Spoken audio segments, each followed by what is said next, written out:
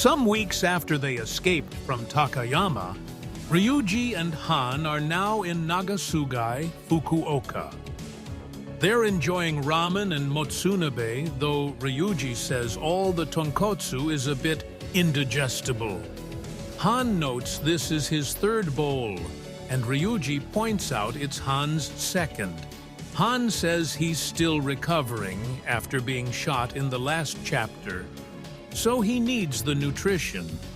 They discuss what they're going to do next. Han thinks Takayama will come after them again, so they shouldn't stay too long in the same place. Ryuji doesn't want to just keep running around until their enemy gets bored either, so Han suggests going to Korea. They probably wouldn't follow them there, and once Ryuji joins the Jingweon, he'll have their protection. Ryuji says Korea might be interesting, but how about Han leaving the Jingweon, and they can set up in business together in Korea instead? The two of us together would be unbeatable. How about it? Han's shocked, then laughs. What nonsense! After dinner, Han asks where Ryuji wants to sleep, and Ryuji says somewhere quiet would be good. But then they're interrupted by a voice. Sorry, but do you mind postponing your rest for a bit? Well, look who it is. I'm Kasuga from Tojokai, Arakawa Gumi. And you two are Goda Ryuji and Han Jungi. Am I right? Han's shocked at him being from Tojokai. But then another voice tells Kasuga off. You're giving your name to the people we're here to kill? What kind of idiot are you?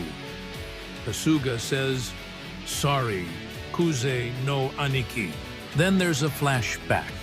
Some weeks earlier, in the Arakawa Gumi office, a messenger arrives from Tojo Kai HQ with a job for them: to deal with the men in this photo.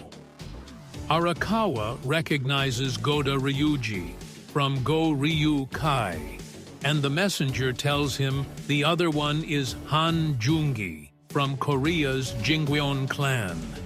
He warns Arakawa that Tojo Kai's involvement must remain secret, since the target is the son of the Omi boss, despite him being excommunicated.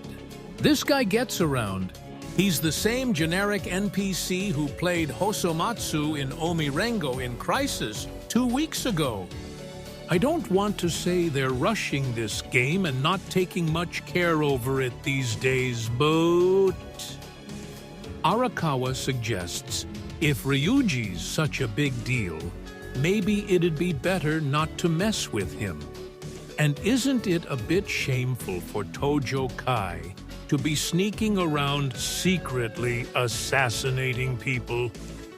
The messenger's outraged that a low-ranking person such as Arakawa would question headquarters plans, and Arakawa asks who exactly is forcing their dirty work onto this low-ranking gang while pretending to be uninvolved. Have you forgotten you're in the office of the killer Arakawa Gumi? What makes you think you're leaving here alive? Then, when he sees the guys scared, he laughs and says he was joking. They'll take the job. After the messenger leaves, Sawashiro asks Arakawa to please not make fun of headquarters people like that. Arakawa chuckles and says he couldn't help it, since the guy was acting so high and mighty. Sawashiro checks the picture of their target and says he'll leave tomorrow. But Arakawa wants to give the job to Ichiban, since he's going to have to do this kind of job sooner or later. Sawashiro doesn't think that idiot is up to the job, but Arakawa thinks he can do it. Back at Tojo Kai HQ, the messenger reports to the acting second chairman, Nihara. Nihara then meets with someone who's just returned from a 10-year prison sentence. Kuze Daisaku. After Kuze caused all that trouble, Kenukai had to be disbanded. He's been in prison since then, but Nihara has a proposal for him. He's uneasy about leaving this job to just Arakawa Gumi, so he wants Kuze to help out. If he's successful, he'll let him back into Tojo Kai. There are no knockouts in the Yakuza world. That's your philosophy, right? So how about it? Want to get back in the ring, Kuze? So Kasuga and Kuze head to Fukuoka together. Back in the present, Han tells Ryuji he doesn't know the young man, but the one in the sunglasses is Kuze Daisaku, and 10 years ago, he was well known for being one of Tojo Kai's best fighters. Ryuji comments that Tojo Kai must be short on personnel to be bringing out this decrepit old man. Han comments, "You always have a comeback, huh?" Kuze asks, "You know what we're here for, right? Are you ready?" And Ryuji chuckles. Kasuga says, "All right, let's go. No hard feelings, all right?" After they fight, Han remarks that it seems Tojo Kai has pretty good human resources after all, and Ryuji tells him to stop being such a nitpicker. Han says they're on a different level from those they've encountered so far, so what should they do? Ryuji intends to keep fighting, but then they're interrupted again. Look, it's Hosomatsu again with a different haircut, this time by Takayama and his men. Kasuga asks who they are, and Takayama says he doesn't intend to get in Tojo Kai's way. They have the same aim after all.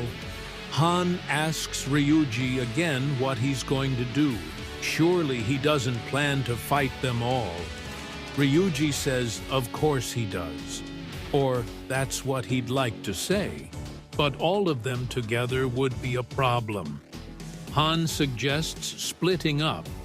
Ryuji asks if Han will be okay because of his previous injury, and Han says how kind, but he'll be fine. He asks if Ryuji will be okay alone, and Ryuji says, "Drop it, idiot." Han suggests meeting at Daimyo Bridge. Ryuji says, "What I said about us making a go of things in Korea. Think it over, Han." They both run off, with Ryuji getting Takayama's men to follow him. Han encounters and fights Kasuga. Kasuga says, "You're Jingwon, right? I don't really know much about it all, but if I don't do this job properly, I'll bring shame on Oya-san. So, you ready? Let's get started." Han says he's going to pay Kasuga back for all the pain Tojo Kai's inflicted on the Jingweon. But their fight's interrupted by one of Goryu Kai, and Han escapes. Ryuji then fights Kuze. "So you're Goda Ryuji. I hear you're the son of the Omi chairman. You had a bright future ahead of you, but it seems you got carried away, and now your father's given up on you. Unteachable kid, eh? That's the kind I hate more than anything. You have no idea how privileged you are." Ryuji chuckles. "Heh, you jealous?" Kuze says this is his chance to make it, and he's going to take it. Ryuji says, "I don't know your situation, but it seems you've been through a lot. So, shall we get started?" Meanwhile, Han's still running. The situation is now much worse than the Jingweon expected, and he knows he can't continue to protect Ryuji alone. So he decides to call for reinforcements. He makes a phone call, but his bosses already know what's going on. Han asks when the reinforcements will arrive, but reinforcements will not be dispatched. It is no longer necessary. Headquarters know that Tojo Kai have become involved, so there's been a change of plan. They have decided there is no benefit in facing Tojo Kai as an enemy at this point. So the plan to recruit Goda Ryuji has been cancelled. Han Jungi. In order to demonstrate to Tojo Kai that we are no longer involved in this matter, you will kill Goda Ryuji. Those are your new orders.